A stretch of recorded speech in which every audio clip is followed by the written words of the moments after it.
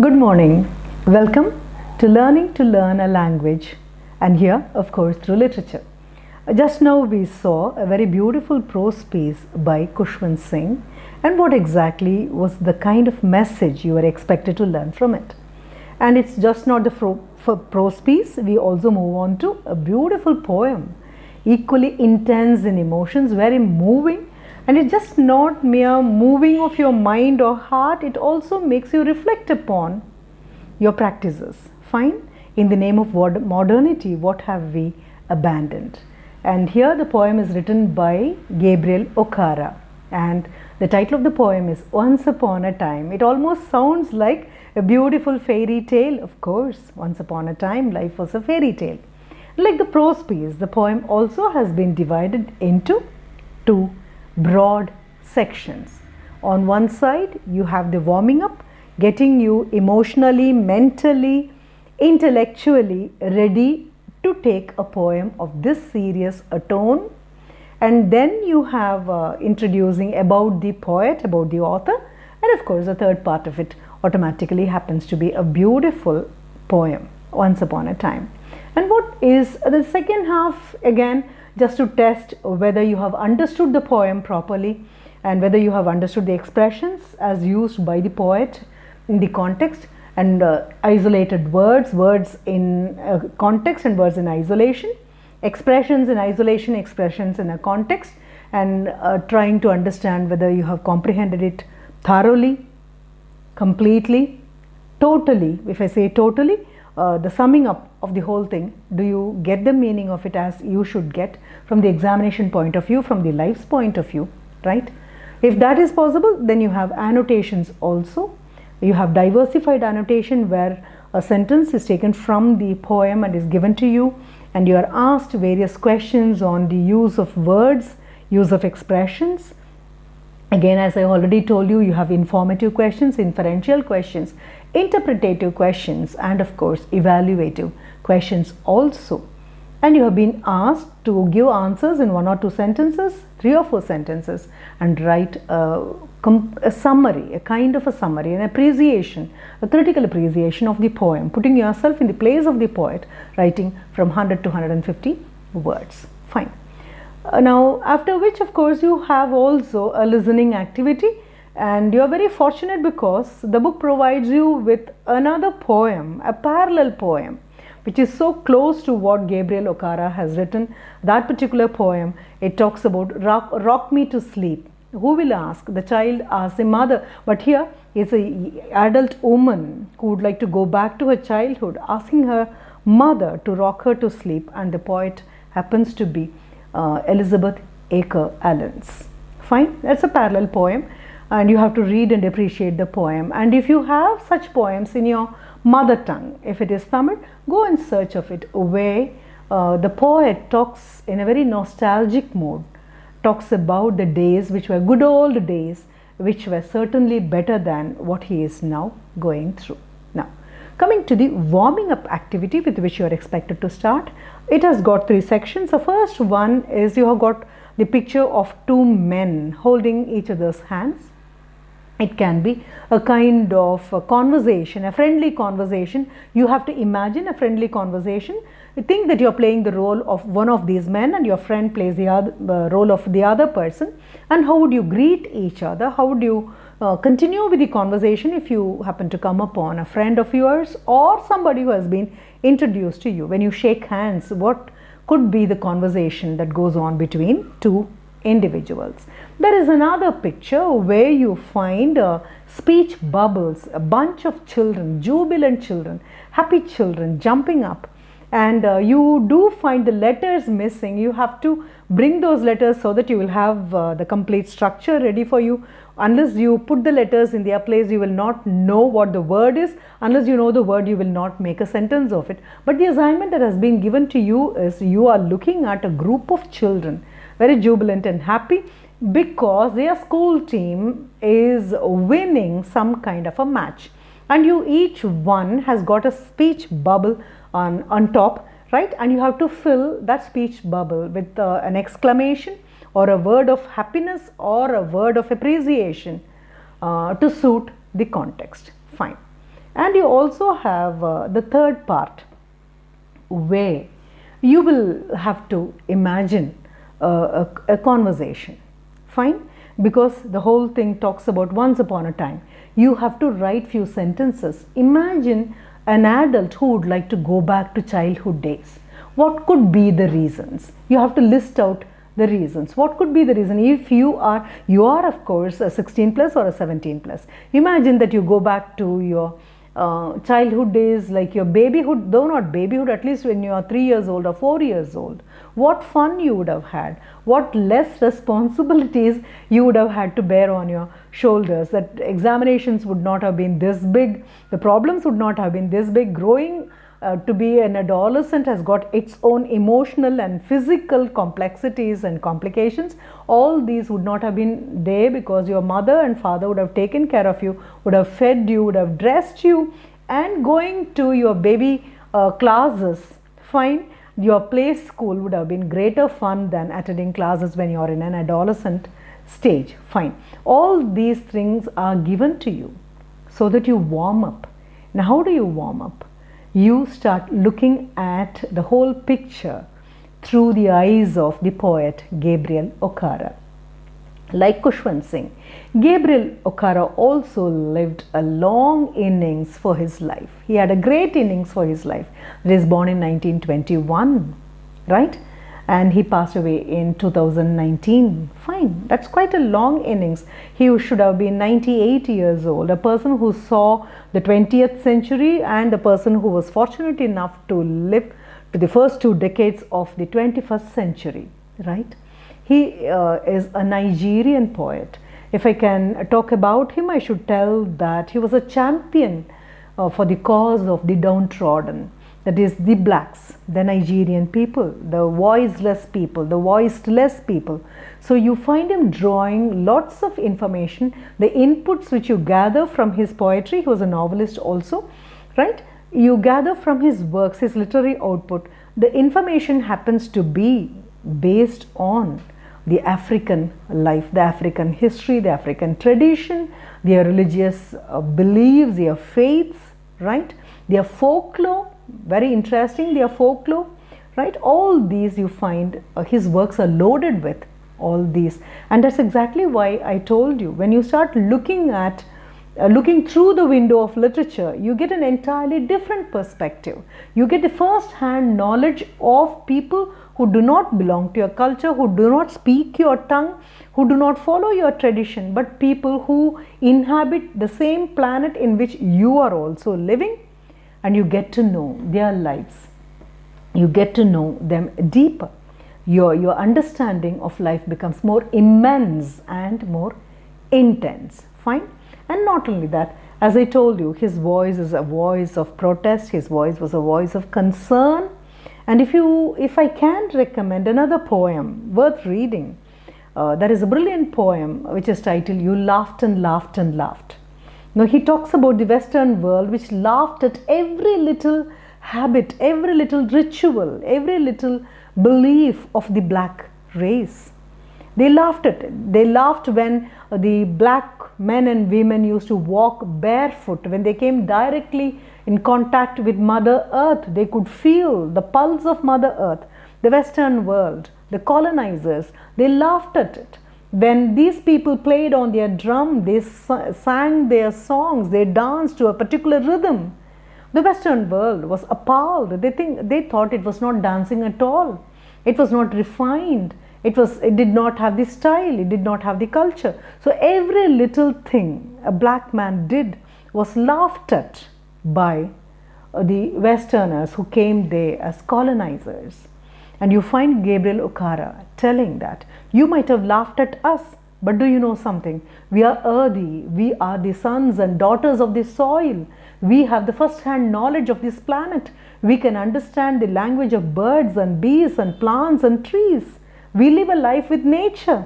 We don't have anything as a medium between what we are and what nature stands for. We never wanted anybody to translate the language of nature to us. She understood what we spoke and we understood what she said. It's a beautiful poem.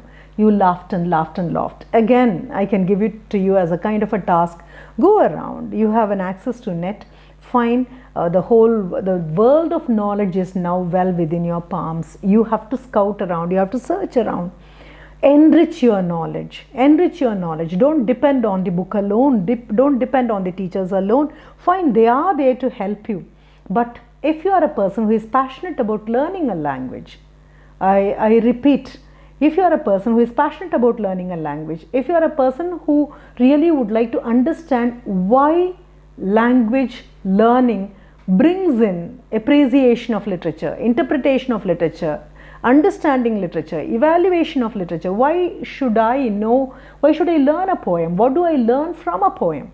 If you really would like to have an answer, don't stop with just one poem which is prescribed to you by Gabriel Okara. Go around, get to know about another poem so that your appreciation of him will be more complete. It would be more holistic, because just by looking at the tip of an iceberg, you do not understand how deep the iceberg will be.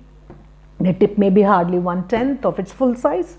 The same holds good with the literary produce of a particular person. Fine. We come to the poem Once Upon a Time. The poem is 100% nostalgic. What do I mean by nostalgia? Nostalgia is just reminiscing your past. You remember the beautiful moments of your life. You wonder what kind of a blessed life I led.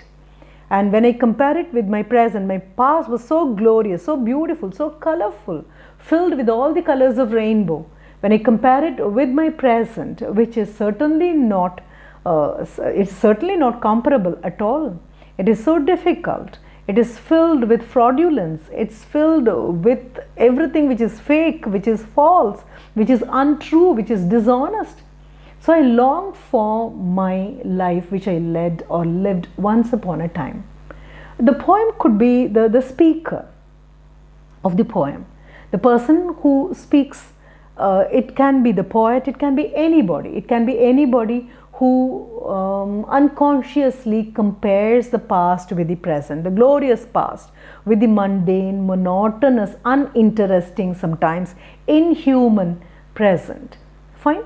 And you find Gabriel Okara. You can take it as a poet's voice. It can be the voice of anybody who lives a life or who has been leading a life like the poet, or who is compelled to go through the days which are unhappy, which are pretty tragic emotionally, where the poet does not have anybody with whom he can, to whom he can complain, or from whom he can draw solace and comfort. The poem can also be looked at from an entirely different point of view. It can be what the father tells his son. The father had a glorious life. What the father remembers of his life is something totally different from what the son now leads. When the father was of the same age as his son, his life was much, much better. It had more of meaning. People were more humane. Now he tells his son, I really wish I could be of your age so that I can go back to the life which I lived. Once upon a time, as we know, the tone is nostalgic. The tone where the poet reminisces his past and compares it with the present, where he would like to reject the present and accept the past. The opening of the poem, I really wish you go in for a silent reading of the poem. It's made of, I think it comes up to 6 to 7 stanzas. In a prose piece, it becomes a paragraph. If it is in the verse form, it becomes a stanza. Okay, so in future, do not ever make a mistake of telling the second paragraph of the poem, the third paragraph of the poem. A poem is not divided into paragraphs. It is being made into stanza. A stanza tells you that it is a poem. Poem means there is poetic sensibility, there is poetic sensitivity, there is rhyme, there is rhythm, and it is a great group of words arranged in a great way. The poet or the writer decides whether he has to introduce a theme to you in the form of prose or in the form of verse. Fine.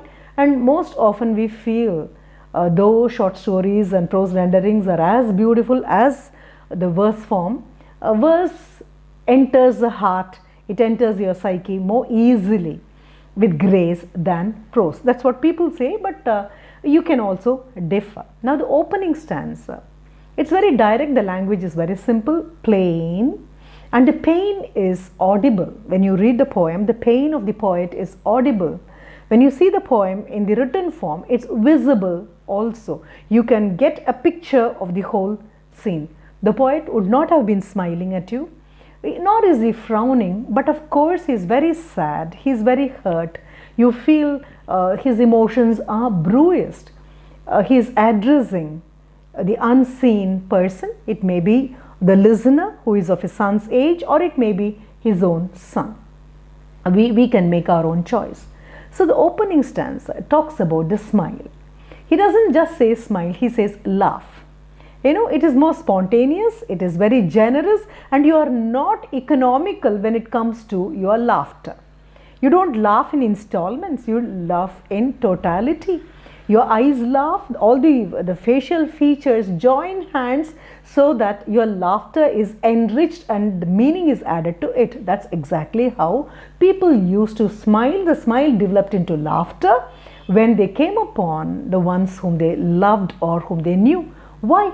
In villages, even now, people laugh or smile at a stranger because that means that you are most welcome. We are happy to see you. But Okara says, no, that's not the case now.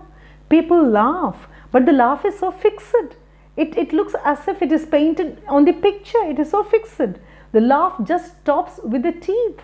All I can see is a glistening white teeth. The laugh does not spread to the eyes of the person. It does not come from the heart of the person. It is a kind of an elastic laugh way.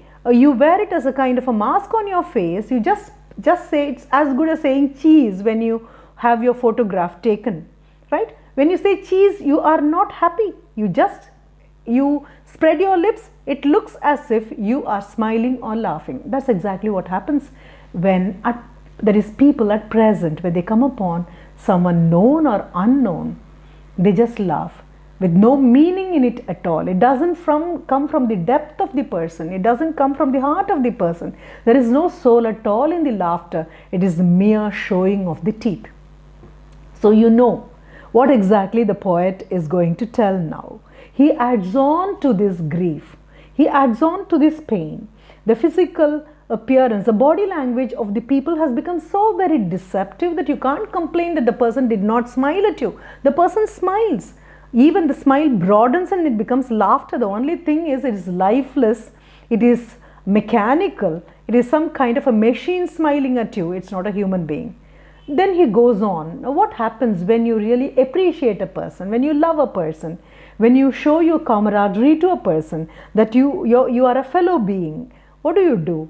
You just shake hands with the person. It's a kind of a physical contact, right? Where your love for the person, the friendship, your emotions, the genteel emotions, the humane emotions, they pass on from one person to another person. It's again not artificial. It is not rehearsed. It's not a drama. The second stanza talks about the handshake.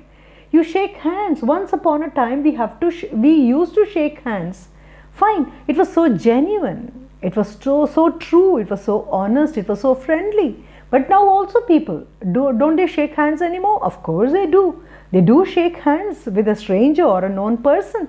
One hand shakes the one hand of another person. But what about the second hand, the other hand? The other hand would like to know what is in the pocket of the person to whom you are introduced. What does it mean? It just means that you would like to know how economically the other person is rich or poor. If the other person is rich, of course there is some use to getting to know him. If the other person is not rich, he is after all a poor man, why should you get to know him at all? What are you going to get out of this kind of companionship or introduction to another person? Fine. The smile is fake, and then what happens? The handshake is equally fake. It's not true, it's not honest. So what happens? From the smile, the handshake, from there it goes on to words of endearment. Now, how do you articulate your words? How do you speak when a visitor comes home? Even here in your own country, when somebody visits you, you're so glad the whole family comes out to the doorstep, or they open the gate for the person and they welcome the person. The body language is again one of welcoming, one of happiness. The words also express how happy you are, how satisfied you are when you have a visitor, when you have a guest. And what do you say? You tell them, just don't you feel that you are elsewhere? Don't you ever feel that you are a visitor? Feel at home. What do you mean by feel at home? Feel at ease. Take it as your own home. It's not a house, it's a home. We always say house is made of bricks, home is made of hearts. So feel at home. It just means please make yourself comfortable. Don't feel a visitor in your house. You will never feel a visitor in your own house. Have you ever been a guest in your own home front? No. So this is your family. But now people no longer say so. Even if they say feel at home, they may say once, maybe for the second time, they may tell you. But once it is a third term, it just means you are slamming shut the door on the face of the visitor. You no longer tell them this. Fine. What happens to us now? He moves on to the various kinds of masks we wear. The cocktail of masks. It looks like the smile which you have for the office front, the smile which you have for your friend, the smile which you have for your son or daughter, your family, your parent. You keep on changing your smile to suit the person at whom you are smiling. In the same way, people have started wearing a variety of masks. What do? This particular mask, which will not show the real self.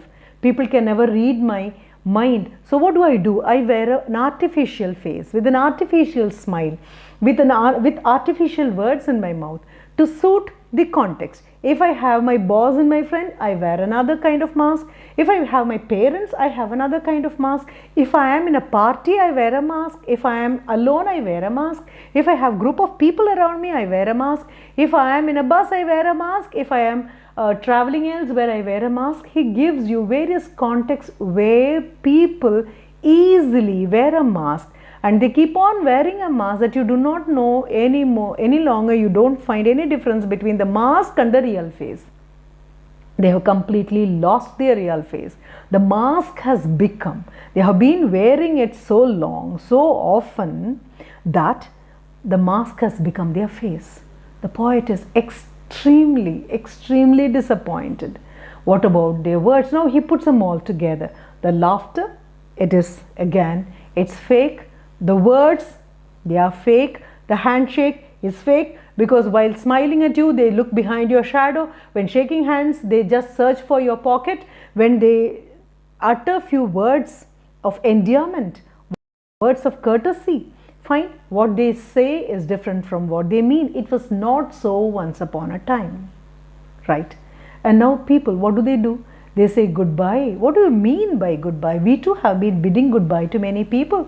People when they go for a travel, or people where the parting word happens to be an adieu.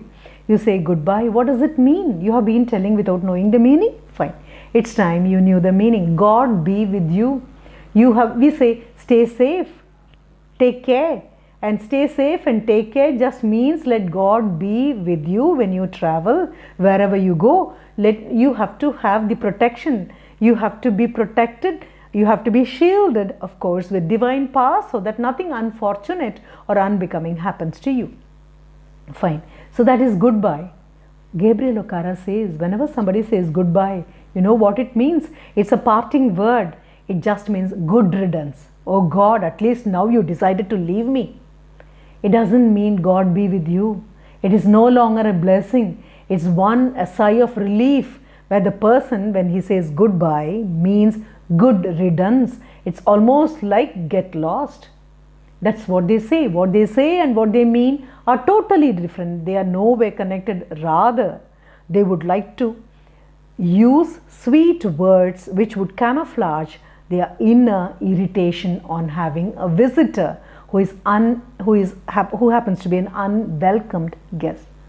Okay, that's the thing. And if somebody says, oh, how very interesting your talk is, How very interesting, how very entertaining, but the person really means, oh God, I am bored, will you please stop? Gabriel Okara just brings forth the difference between once upon a time and now. Once upon a time, what the people said and what they meant were the same. They said something, you understood, and that's exactly what they wanted you to understand.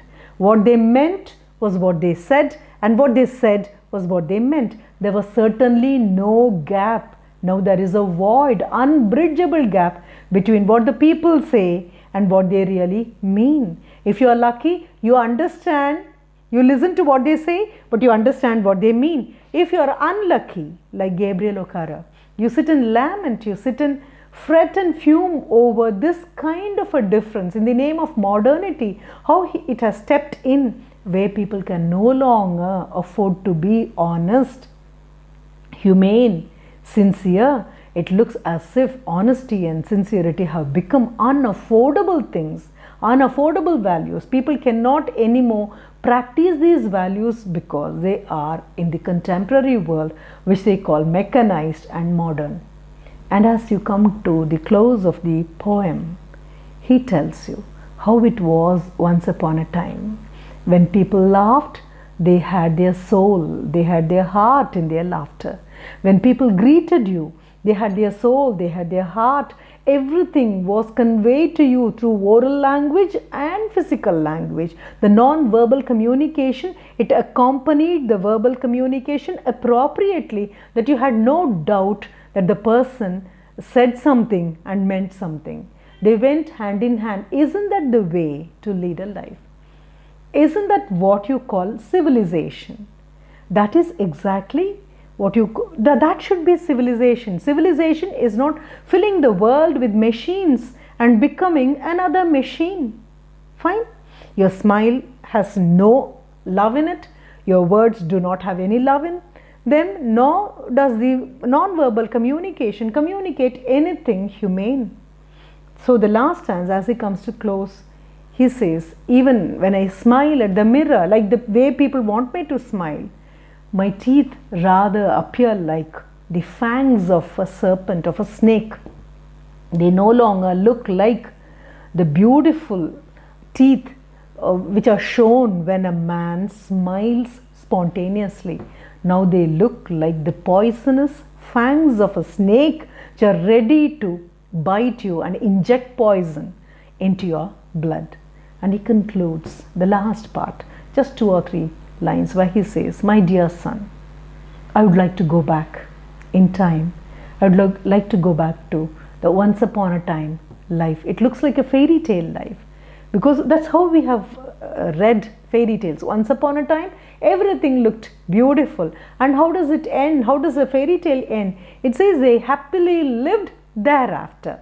None of us go to verify whether they may refer to the hero and the heroine, the prince and his lady love, or the sleeping beauty and Prince Charming. We don't go to ask a question, because we believe that the fairy tales wanted us to understand the value behind life. And that's exactly why the beautiful conclusion was always they happily lived thereafter. But that does not happen in real life. That's what Gabriel Okara says. The tradition which the Africans followed, the culture which the Africans followed, what they cherished, their habits, their down-to-earth approach to life, being very close to nature, learning lessons from nature, rejecting any kind of an interpreter or a translator to translate the language of nature to human beings. It was so, the communication was so good, the communion was so good. But now, in the name of colonization, modernization, westernization, people have completely abandoned the values. So my son, I really wish I could get back to those days, the days which I enjoyed when I was of your age. The poem concludes this way. You do find how intensely and immensely the poet feels, how nostalgic the tone is. Maybe, if only you can muster up some courage and ask your grandparents maybe of Gabriel Okara's age. When he wrote the poem, he should be as old as your grandparents are now. Just go ask them how life was, how people were more open-minded, more spontaneous, generous. There was no hide and seek of emotions at all. There was no hide and seek of words at all. What they said and what they meant were the same. So there was no fraudulence, there was no doubt, there was no suspicion, there was no fear. But what do we do now? We inhale and exhale. We rather breathe fear. We are totally unsure of each other. We have only suspicions and doubts for the other person. But earlier, everything was grounded on faith, everything was grounded on trust. People loved each other. People never suspected or doubted each other. You just go and collect some kind of an information from your grandparents or old people who repeatedly, like Gabriel Okara say, during those good old days, once upon a time. I think by now you would have really got fatigued because this particular phrase is repeated by your grandparents. But spend some time, sit along with them, understand what was so great according to them during those times and what is certainly not pleasant now. Fine. And the second half of this poem, like the prose piece, you have of course a glossary, and the glossary includes words in isolation, and they would also like to know whether you understand certain expressions which are so specific for the poetic construct of the poem that has been prescribed to you. So you have reading comprehension questions where you have to give an answer in 1 or 2 sentences or in couple of sentences, or you may have to write a few more sentences, words as an appreciation of the poem. Other than this, fine, you have another way of testing your comprehension of the poem that happens to be diversified annotation. You all would have come upon the word annotation, or you call it ERC, explain with reference to context. Fine. Now what do I mean by a diversified annotation?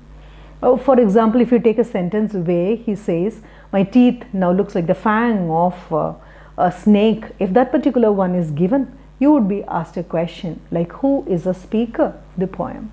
What does the speaker mean when he says, my teeth no longer gives out a laugh, it rather resembles the poisonous fang? Fine. Why is the laugh of an individual at present is compared with the fang of a snake which could inject poison into your veins? Now such questions, you have 2 or 3 questions for every sentence, so that your comprehension of the poem, the intense and in-depth comprehension of the poem is tested. Fine. After this verify this kind of an annotation, you move on to your routine, the traditional ERC, explained with reference to context, where you have to mention the name of the poet Gabriel Okara, and I would appreciate if you give few more inputs to that, because we have been using the name, fine, that's okay, but I did tell you about the poet. Your book tells you about the poet, what kind of a poet he is, right? He happens to be the voice of the voiceless, he happens to be the voice of the voiceless, the blacks who could not articulate their emotions in the way in which the poet could, happens to be the voice.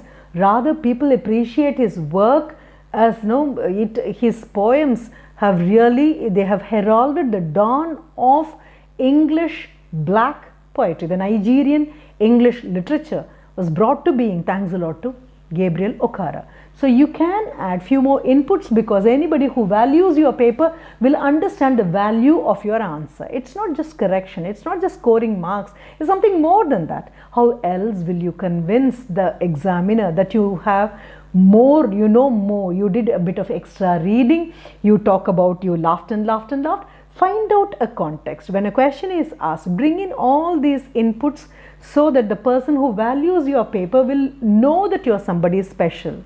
You are just not an ordinary person. You are an extraordinary student who would like to insist that your extraordinariness will have to be appreciated. Maybe the person who values your paper may not be able to give the mark which is not there. For example, if the annotation carries C marks, he can give you 3. Fine. He can't give you 4 just because you have given few more inputs. But one thing, don't worry, you will get automatically rewarded when you go on to your essay. right? And he would even share the greatness, the depth of your answer with another teacher. How great it is to get an appreciation from a person who doesn't even know you but tries to know you only through your answers. Look at the examination from an entirely different point of view. We are not taking our examination for mark's sake. We are taking our examination so that we can convince an unknown examiner that we have taken our studies seriously. So your annotation happens to be the fertile ground where you can include something more about the Nigerian poet. Just not writing Gabriel Okara, you will write the Nigerian poet Gabriel Okara, who voiced for the blacks through his writings, talks such a thing in his poem Once Upon a Time.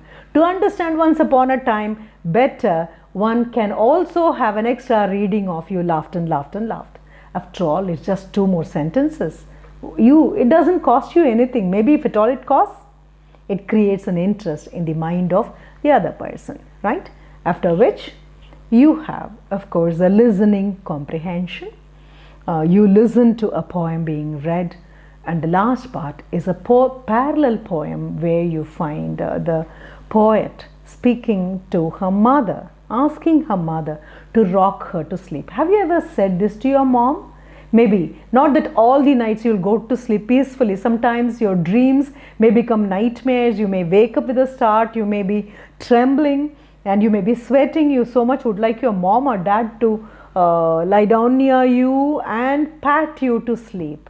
Little children always ask, pat me to sleep. Now what do you mean by patting me to sleep? As long as you pat, you know that your amma or appa, they stay awake until you sleep, and you always feel very confident, you feel secure, you feel safe when an adult is near you. Because they will take all the responsibilities, they will take all the problems, they will solve the problems for you, and that's exactly what the poetess tells. I wish I could go back and lie down on your lap, my mother, where you will pat me to sleep, you will rock me to sleep, and I will come out of my present, my present which is so painful, it is so hurtful, I am not able to wade through my present. I would like to escape into the memories of my past, where you are there to protect me, to safeguard me against all kinds of wounds. It can be emotional wound, it can be physical wound, why it can even be a financial wound. When you are driven to poverty, fine, you feel automatically depressed. So once again, Gabriel Okara compels you through your poem to become an empathetic individual. Step into the shoes of the speaker, look at life, you will understand it better, because world needs empathetic, educated people. Empathy alone will make you evolve into a problem solving individual. Thank you. Thanks a lot.